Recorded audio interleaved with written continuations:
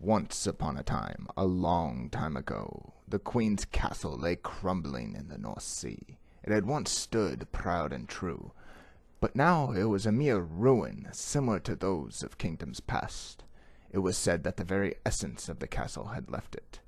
But there was a dark force brewing in the depths of those seas. A monster, it was said, lived at the bottom of the North Seas, churning waves and destroying ships.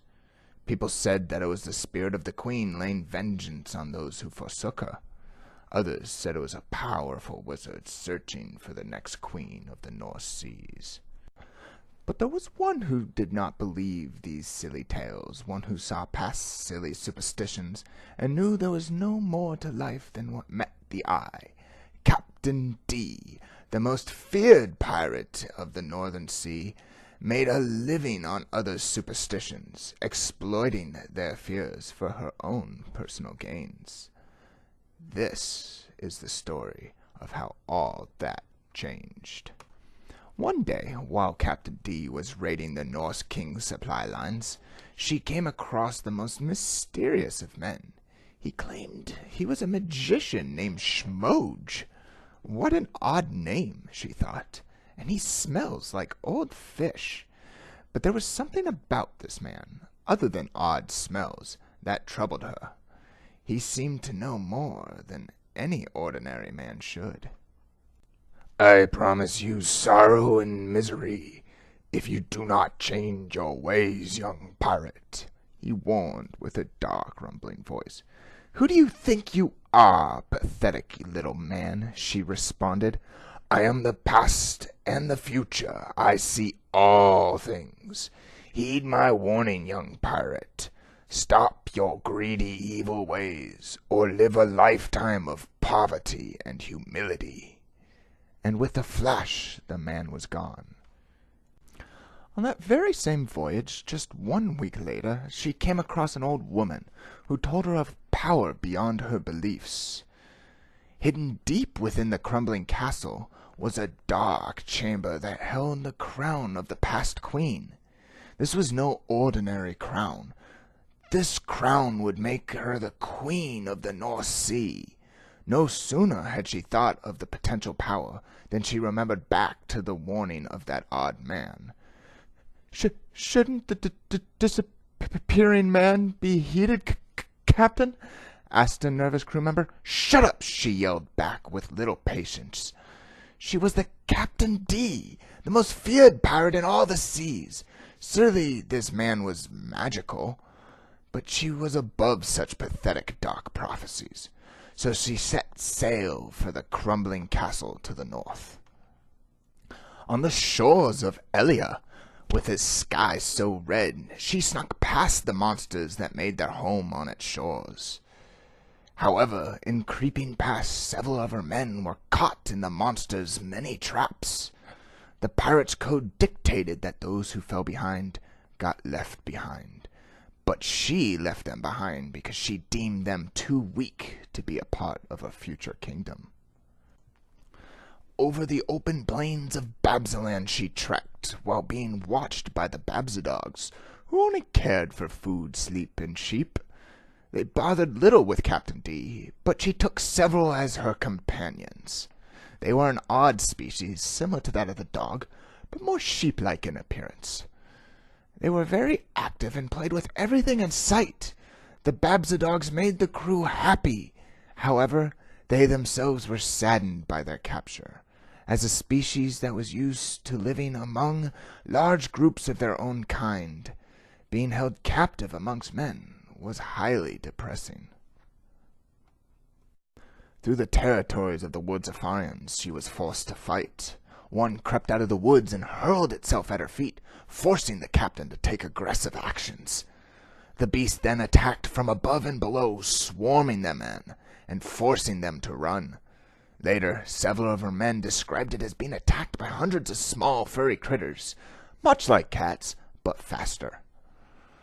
After losing many men and being chased by the Woodsafarian king Ambrose, she exited his woods and entered the vast territory of the Mums. The Mums were a curious people who lived on the peak of Pike. But she needed fear not, for the mums were more interested in their war dance than actual war itself. Staying out of range of her bows, they danced and jittered about eccentrically, as if possessed by a demon on drugs. Entertained by their actions, she noticed that they weren't just random moves, but delicate and calculated routines that must have taken years to execute properly. Her and her men trapped several mums and made them dance for the crew's entertainment. Finally she came to the shores of the North Sea, where she could almost see the crumbling castle, with its walls battered by the sea. For several nights they camped and built a ship that could take them to the castle. Although the waters were calm at the moment, she knew the ship must be well made to make it across the perilous waters. As she arrived at the castle, she realized the place hadn't had an alive soul inside for many years. Captain D entered a large room with vaulted ceilings, cobwebs hanging from the rafters. She thought that she must be in the grand hall. The cobwebs were dense, reaching from floor to ceiling.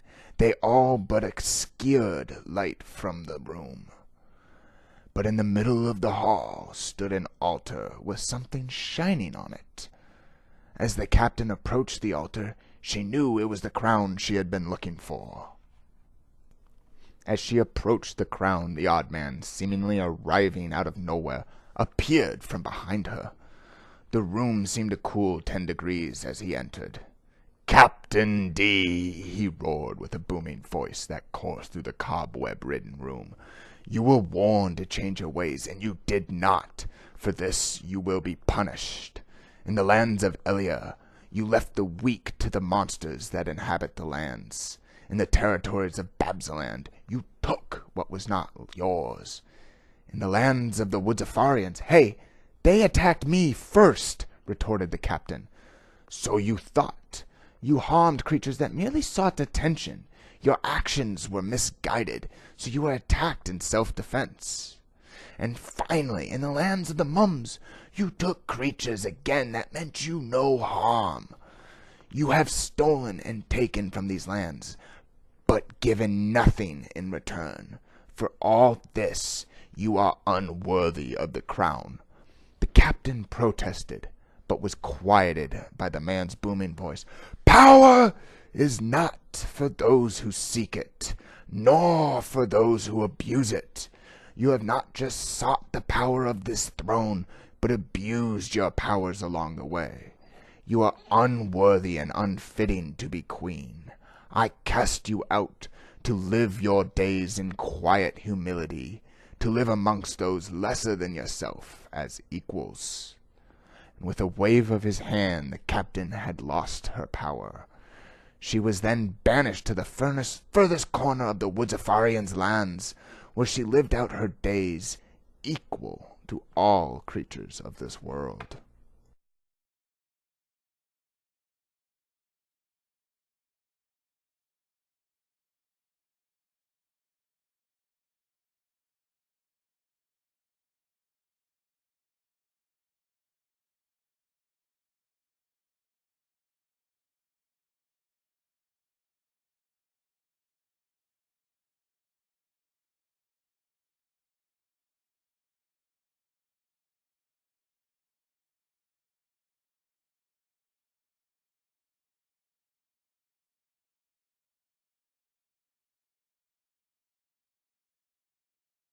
Over the years, she learned to appreciate what was important in life, and befriended the animals of the area. The once feared captain was now a humbled gardener, living with only what was needed. And although she did find inner peace, she never forgot that odd man who smelled like fish.